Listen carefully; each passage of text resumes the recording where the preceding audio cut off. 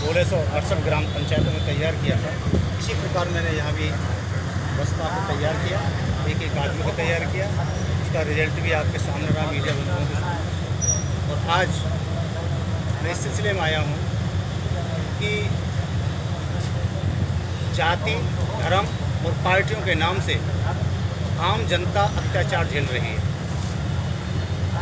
जाति, धर्म, पार्टियाँ ये इस समय शोषण करने के कगार पे हैं जनता का। पार्टियों के नाम से लोगों को बरगलाकर सरकार बनाते हैं, लेकिन सरकार बनने के बाद चंद मुट्ठी भर लोगों के हाथ में ताकत चली जाती है। और जितने टेंडर्स हैं, जो मद के पद हैं, चंद लोगों के हाथ में दे दिए जाते हैं। चंद लोग धनवान बन जाते हैं और जो गरीब जनता है, 36 समाज के लोग हैं और खासकर जो मूल ओबीसी के लोग हैं, जो मूल ओबीसी के लोग हैं, जो वंचित समाज के लोग हैं, जो थोड़े थोड़े लोग रहते हैं गांव में, जिनकी आबादी कम है, क्योंकि लोकतंत्र में जिसकी संख्या बल ज़्यादा होता है वही सत्ता में रहता है। लेकिन जिन लोगों का बल नहीं है, कम संख्या बल है, उनको न्याय नहीं मिलता। तो आज ज़रूरत है कि जाति, धर्म, पार्टियों से ऊपर उठकर हमें मानवता की लड़ाई लड़नी है, सामाजिक न्याय की लड़ाई लड़नी है, जो राजा वीपी सिंह जी ने, भारत के प्रधानमंत्री जी ने शुरू की थी। मंडल आयोग, और वो मंडल आयोग मूल ओबीसी के लिए किया था, वीपी मंडल के नाम से। आप मीडिया बंधु हैं, आप भी भगवान नारद मुनि के अनुयायी हैं, तो आपका फर्ज बनता है कि जो ताकतवर लोग हैं, धन्ना सेठ हैं या ताकतवर मीडिया हाउस हैं, जो जनता की आवाज़ को नहीं उठा रहे हैं, चंद चालाक लोगों की आवाज़ को उठाते हैं अपने फ़ायदे के लिए, तो आप जो सोशल मीडिया है, हमें आप पर पूरा विश्वास है कि आप ये आवाज़ घर घर तक पहुंचाएंगे। और इसी आवाज़ को बुलंद करने के लिए एक मालानी का लड़का 26 साल की एज, बल्कि मैं तो कहूँगा कि 22 साल की एज, 23 साल की एज से संघर्ष शुरू किया जोधपुर से। और जोधपुर से संघर्ष शुरू करने के बाद एक साधारण परिवार का बेटा, गरीब का बेटा, किसान का बेटा, बल्कि एक साधारण टीचर का बेटा एक 3600 कौम की आवाज़ बन गया। और ये आवाज़ दिल्ली के बैठे हुए तानाशाह राजाओं को भी पसंद नहीं है, गरीबों की आवाज़ पसंद नहीं है, इसलिए पूरी दिल्ली की सरकार यहाँ लगा दी है। बल्कि डबल इंजन की पूरी सरकार यहाँ लगी हुई है। 2-2 दिन मुख्यमंत्री कैंप कर रहे हैं। ये लड़ाई पार्टियों की ना होकर के अब 36 बिरादरियों के तानाशाहों के बीच की हो गई है। और ये मूल ओबीसी जो है, जिसको न्याय नहीं मिला है, जो यहाँ रिफाइनरी जो लगवाई थी, इसलिए लगवाई थी कि ये एरिया सऊदी अरब बनेगा, यहाँ इराक का पानी निकलेगा, यहाँ सोना निकलेगा, और हर घर में खुशियाँ पैदा हो गई थी। उन गरीब झुग्गी झोंपड़ी के घर में युवाओं में खुशियाँ पैदा हो गई थी कि हमें बराबर की भागीदारी मिलेगी, हमारे घर में रोशनी होगी, कुछ पैसा आएगा, धन धान होंगे। लेकिन चंद चालाक लोग पार्टियों के माध्यम से लड़ गए और जीत गए, जनप्रतिनिधि बन गए, और उन्होंने अपना भाई भतीजावाद फैला दिया।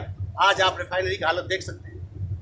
आज मूल ओबीसी के लोग भटक रहे हैं चौराहे पे। आप देखना, सुबह आप मीडिया बंधु हैं, चौराहे पे देखो भीड़ लगती है, सुबह उठ करके हाथ में टिफिन लेकर के आते हैं गरीब समाज के बच्चे, और कहते हैं कि शाम तक हमें कोई 50-500 रुपये में हमको खरीद ले। और जब वो बच्चे की मोल भाव नहीं होता है, उसकी मोल नहीं लगता है, और शाम को दोपहर के बाद में टिफिन लेकर घर को लौटता है कि आज मुझे काम नहीं मिला, उस माँ से पूछो, उसके घर में चूल्हा नहीं जलता है। जनप्रतिनिधियों ने ये काम किया। यहाँ रिफाइनरी लगने के बाद में गरीबी दूर होनी चाहिए थी। आप बताइए, चंद चालाक लोगों के हाथ में सारे अर्थव्यवस्था का काम रहेगा? ये जितने भी तस्कर हैं, कौन लोग हैं तस्करों को बचाने वाले कौन लोग हैं? उनको संरक्षण देने वाले कौन लोग हैं?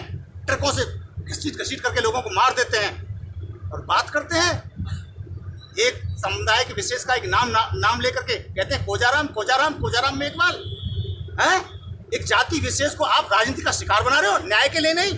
न्याय के लिए उनका नाम नहीं उठा रहे हो कोजाराम मेघवाल का, आप वोट के लिए नाम उठा रहे हो। तुम्हें वोट लेना है तो विधानसभा के चुनाव में जब चुनाव लड़े थे, उस समय कोजाराम मेघवाल याद नहीं आया? उस समय क्यों नहीं आया था कोजाराम मेघवाल याद?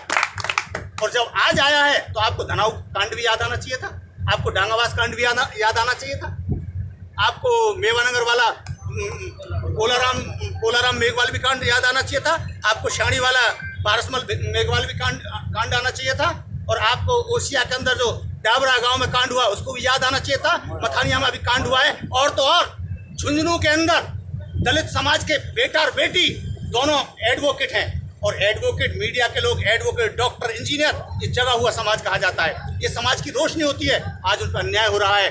वहाँ का जो बार है, उस बार में एक ही समुदाय के विशेष के लोग ताकतवर हैं, वही अध्यक्ष बन गए हैं, और वहाँ जो अन्य जाति के जो वकील हैं उनका शोषण होता है।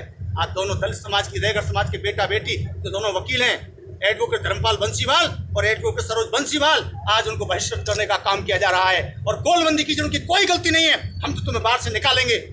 क्यों? तो तुम्हारी ताकत है, एमपी तुम्हारा, एमएलए तुम्हारा, जिला प्रमुख तुम्हारा, प्रधान तुम्हारा, सत्ता में बैठने वाले लोग आप, मंत्री आप, प्रदेश के अध्यक्ष आप लोग हैं, तो क्या और इन गरीब लोगों को जीने नहीं दोगे?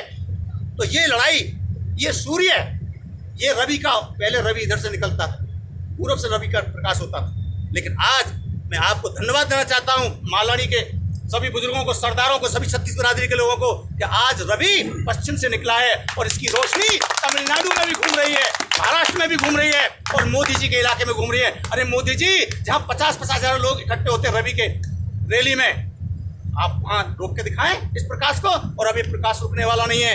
ये रविंद्र भाटी चुनाव नहीं लड़ रहा है, 36 बिरादरियों का वजूद चुनाव लड़ रहा है।